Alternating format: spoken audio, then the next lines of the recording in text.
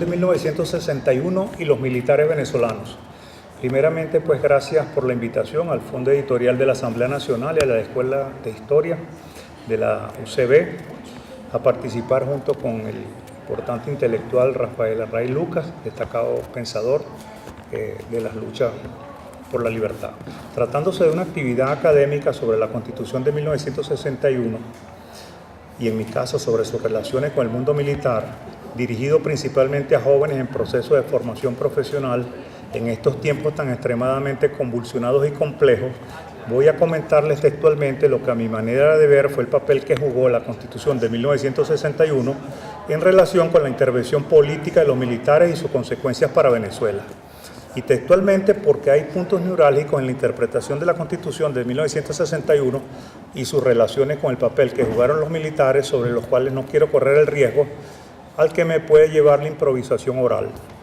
Debo comenzar por plantear que a la luz de la experiencia política de la masiva invasión de la sociedad y el Estado por los militares venezolanos durante la vigencia de la Constitución de 1999,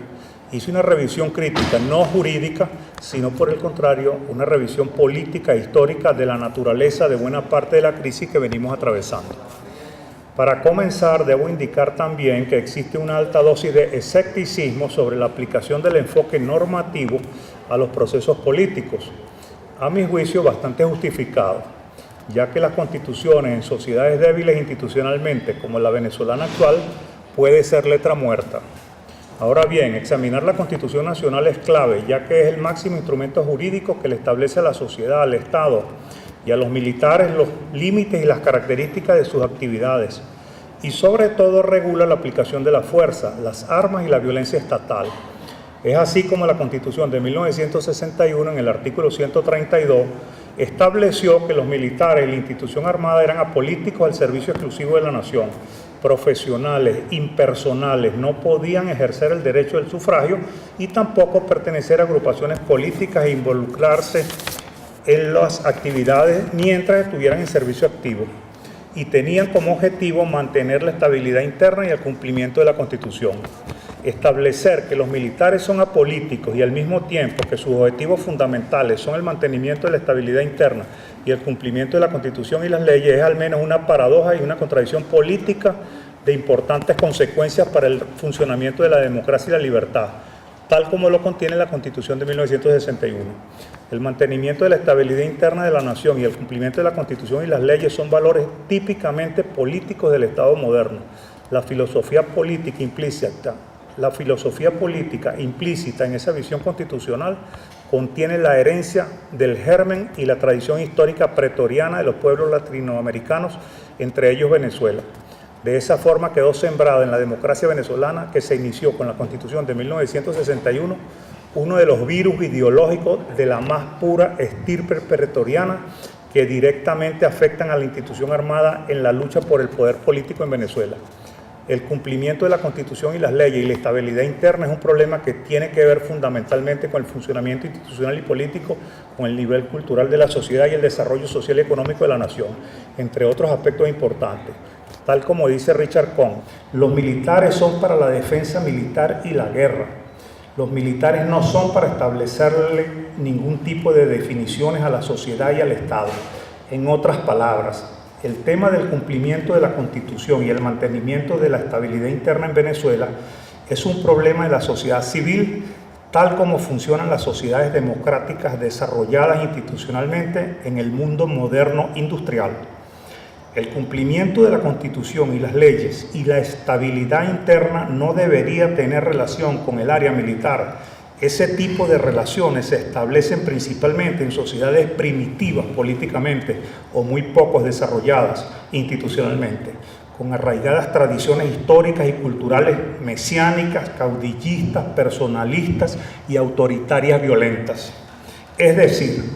los militares venezolanos y sus instituciones armadas durante la vigencia de la Constitución de 1961 jugaron el papel de guardianes del sistema y en ese sentido árbitros del orden político interno al estar organizados por el Estado para asegurar la estabilidad interna de las instituciones democráticas y el cumplimiento de la Constitución. Por una parte, el artículo 132 de la Constitución de 1961 eliminó los derechos políticos de los militares, pero por otra parte, lo más grave, a mi juicio,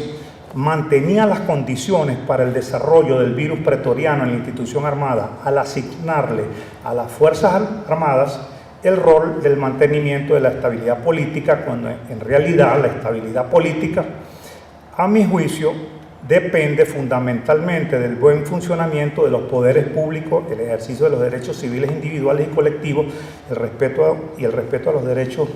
humanos, entre otros valores esenciales de la vida civilizada. En relación con los derechos políticos de los militares, como por ejemplo el ejercicio del sufragio en la Constitución de 1961, estaban cancelados. Y bajo esa filosofía fue posible, por un lado, incorporar a los militares al esfuerzo político que significó el experimento democrático que comenzó luego del derrocamiento de la dictadura militar de Pérez Jiménez, pero también permitió utilizar la violencia institucional de las Fuerzas Armadas para someter militarmente al conjunto de amenazas que tuvo la democracia, y todas, absolutamente todas, las rebeliones, azonadas, alzamientos, traiciones militares y felonías fueron derrotados por el sector político civil dirigente, empleando técnicamente a la institución militar, incluido obviamente las dos felonías del año 1992. Durante todo ese periodo de vigencia de la Constitución de 1961, los militares estuvieron básicamente dedicados a su área de trabajo técnico para la defensa de la soberanía, la integridad territorial y la seguridad y defensa del Estado. Es decir, las evidencias muestran claramente que durante esos años la actuación de los militares venezolanos, independientemente de los problemas y las peculiaridades de las relaciones civiles y militares, estuvieron apegados al fiel cumplimiento de la Constitución, lo cual no significó que la reeducación y la reinserción de los militares en la democracia no tuviera y no tenga sus incomprensiones y fuerte resistencia e incluso enemigos mortales. La espada de Damocles, a todo lo largo de esos años que significó la conspiración, el alzamiento militar y el golpe de Estado, siempre estuvo alzada. La amenaza guerrillera y la intervención castrocomunista para derrocar a los gobiernos democráticos de Rómulo Betancourt y Raúl León y Carlos Andrés Pérez condujo a los militares venezolanos a considerar prioritaria la supervivencia del sistema democrático, ya que su derrota también repercutiría en la existencia de la propia institución militar a la que pertenecía. En ese contexto, la de amenazas militares mortales, era vital para la supervivencia del sistema implementar una política militar orientada a desarrollar el interés de los militares en la democracia, pero también garantizar equilibradamente sus intereses profesionales, nivel de vida, educación y protección socioeconómica, y los de sus familiares, ya que en definitiva los militares también estaban exponiendo sus vidas en la lucha. Pero entre las consecuencias negativas y vicios que trajo esa política militar y ese proceso, comenzó a surgir una comunidad de intereses entre las cúpulas dirigentes de las principales organizaciones políticas gobernantes y la institución militar, que se mantuvo por mucho tiempo, hasta incluso una vez superadas las amenazas. Y lo más grave, se fue fortaleciendo expresada en privilegios, autonomías e independencia, falta de control, seguimiento y vigilancia del sector político civil hacia las actividades de la institución militar. Esa práctica fue en detrimento de la democracia a largo plazo, hasta el punto en que hoy la supervivencia de la sociedad civil se encuentra mortalmente amenazada. Pero principalmente esa política o esas prácticas fueron en detrimento de la existencia y ejercicio de un eficiente control civil de los militares venezolanos y sus organizaciones armadas. Entre los privilegios, independencias y autonomía de los militares que atentan contra el buen funcionamiento de la sociedad civil y su supervivencia, tenemos el Plan República. Las elecciones y votaciones para escoger las autoridades políticas del Estado y la sociedad no es un acto militar, pero yo diría el abuso llega a tales niveles que los militares se llevan una copia del acta del original de los resultados de las votaciones en cada centro y mesa de votación de todo el país, cuando quienes deberían estar resguardando el orden público el día de las votaciones es la policía local o regional, con apoyo de las organizaciones políticas que participan en las elecciones, el voluntariado y ONG de la sociedad civil. Y en cuanto a la logística electoral del transporte, etcétera, de los materiales de votación, etcétera, deberían ser empresas privadas especializadas en ese tipo de servicios, tal como es en las sociedades institucionalmente desarrolladas. Pero en cualquier caso, los soldados y milicianos no deberían involucrarse en ese tipo de actividad porque los soldados no están preparados y formados para manejar ese tipo de tecnología. Los soldados se enfrentan al enemigo y los policías a los ciudadanos. Otra área de privilegios del sector militar es la aplicación de la justicia militar a delitos de naturaleza civil cometidos por militares. Sin embargo, a los civiles, usualmente por razones políticas, se les aplica el Código de Justicia Militar. En cambio, a los militares, cuando, por ejemplo, cometen delitos asociados con corrupción administrativa, se les aplica el Código de Justicia Militar, cuando en realidad no se tratan estrictamente de delitos militares. Últimamente está muy de moda el delito de traición a la patria entre los opositores políticos al gobierno. Es decir, no se debe confundir gobierno con patria. Son dos categorías conceptuales bien diferentes. En general, el Parlamento debe tener amplias y específicas facultades legales de control presupuestario en materia de seguridad y defensa que vaya mucho más allá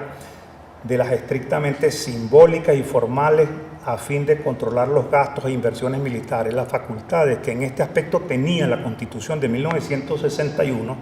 eran genéricas, aplicada a todos los campos por igual, y en materia militar hay que ser mucho más específico y riguroso que en otros campos, ya que se trata de la posibilidad de la guerra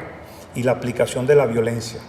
La administración presupuestaria y financiera es un coto cerrado, inescrutable, al que nadie prácticamente tiene acceso. Todo tipo de gasto asociado con la seguridad y defensa fue y es considerado secreto.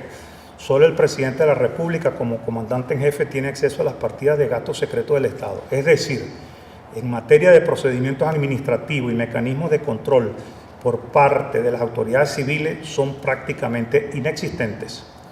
La vigilancia sobre la forma en que se administra el presupuesto de defensa tiene solo sistemas internos entre los militares que escapan al escrutinio público.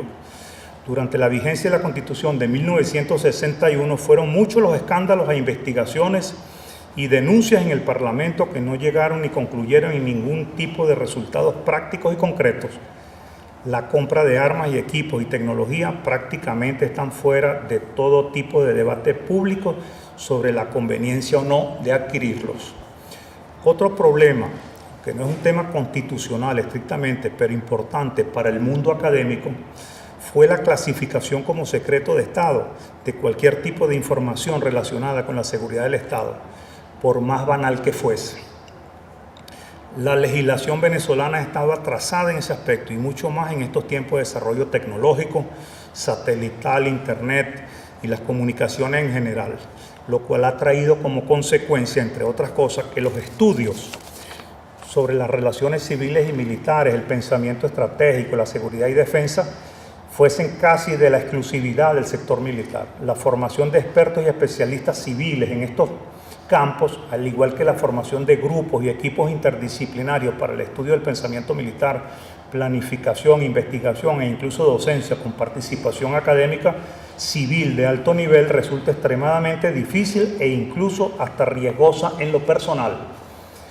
Otro aspecto importante en la formulación de valores democráticos entre los militares es la supervisión y control de los objetivos y la administración de los contenidos curriculares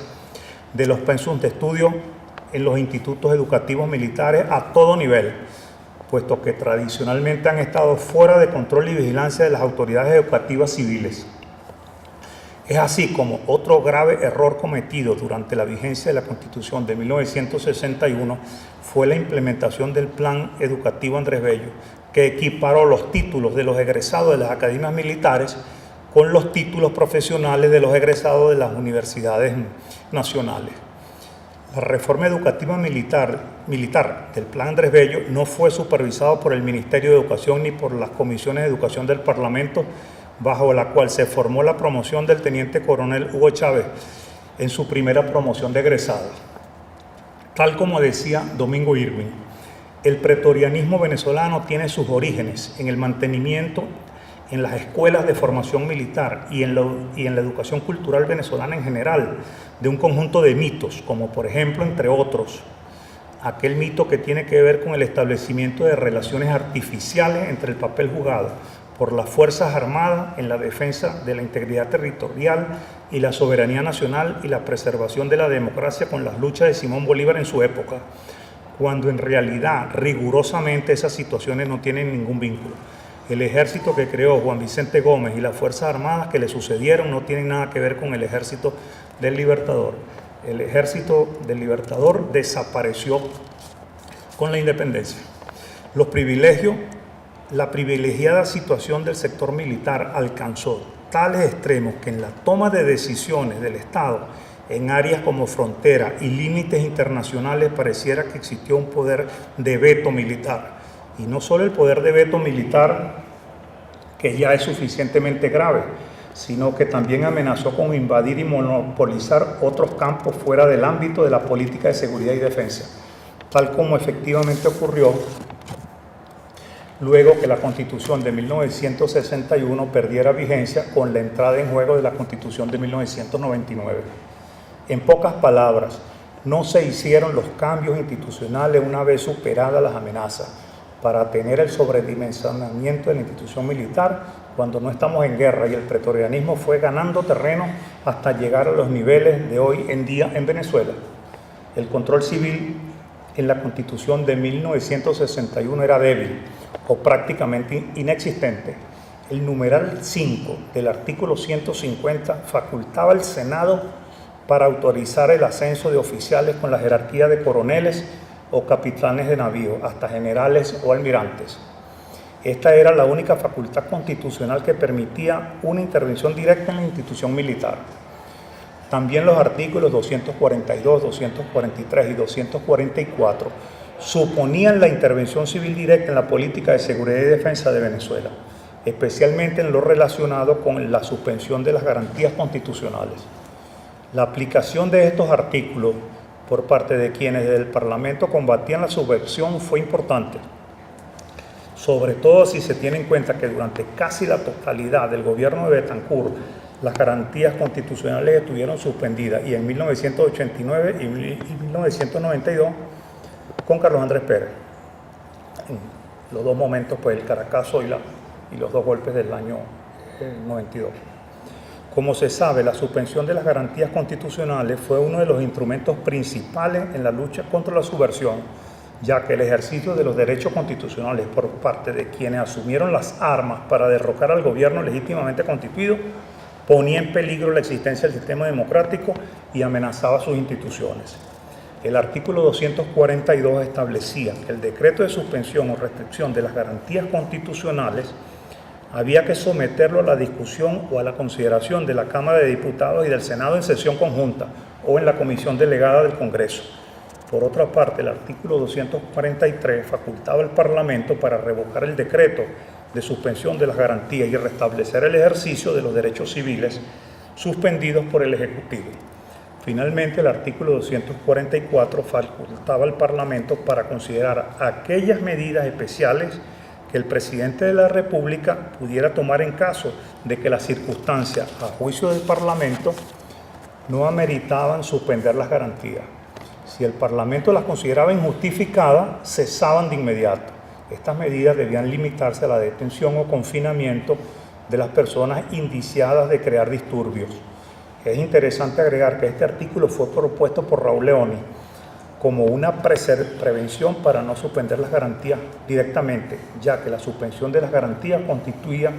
un riesgo para el ejercicio de las libertades individuales. Ver las actas de la comisión redactora de la Constitución del 61. Es decir, El tema de la participación del Parlamento sobre la consideración de la suspensión de las garantías y declaración del estado de emergencia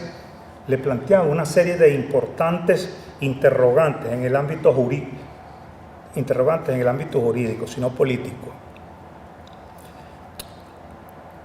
Repito, es decir, el tema de la participación del Parlamento sobre la consideración de la suspensión de las garantías y declaración del estado de emergencia le planteaba una serie de interrogantes, de importantes interrogantes al derecho constitucional y no precisamente interrogantes en el ámbito jurídico, sino político. Perdón. ¿Cuáles podrían ser las diferencias entre restringir o suspender las garantías constitucionales? ¿Requería el decreto de restricción o suspensión de las garantías la declaración previa del estado de emergencia? ¿Estaba el Ejecutivo en la obligación de aplicar un decreto de suspensión de las garantías que el Parlamento en sesión conjunta hubiese considerado injustificado? ¿Cuál sería la situación del Ejecutivo si, por ejemplo, el Parlamento no autorizaba el cese del estado de emergencia? Estaba el Ejecutivo en la obligación de mantener las medidas y la movilización militar que supone la declaración de la emergencia. En definitiva, desde el punto de vista de la letra de la ley, estas interrogantes constituyeron una verdadera limitación de la Constitución de 1961 para el ejercicio del control civil, sobre todo en el gobierno de Betancourt y el segundo gobierno de Carlos Andrés Pérez, puesto que el gobierno en varias ocasiones perdió la mayoría parlamentaria, lo cual colocaba al sistema democrático y al gobierno en una situación de extrema vulnerabilidad. En conclusión, pareciera entonces que afirmar que el control civil sobre la política de seguridad y defensa del Estado Democrático Venezolano que permitía la Constitución de 1961 era extremadamente limitado. Para terminar, en efecto, el control civil que la Constitución de 1961 tenía sobre la política de seguridad y defensa de Venezuela estuvo centrado principalmente en la esfera del Poder Ejecutivo, especialmente en la figura del Presidente de la República. Las facultades de control parlamentario sobre la política de seguridad y defensa y los militares en la Constitución de 1961 fueron excesivamente limitados. Sin embargo, el ejercicio de sus facultades constitucionales para la discusión y el debate político sobre todos estos asuntos militares y de la seguridad y defensa nacional sí fueron ampliamente ejercidos, lo cual constituye una forma importante de control político civil, pero insuficiente. Insuficiente hasta el punto que propició la creación de un conjunto de condiciones favorables para el desarrollo del pretorianismo que permitieron llegar a la terrible situación que hoy atraviesa Venezuela, en donde los militares, una vez más en nuestra historia, juegan un papel relevante. De todo.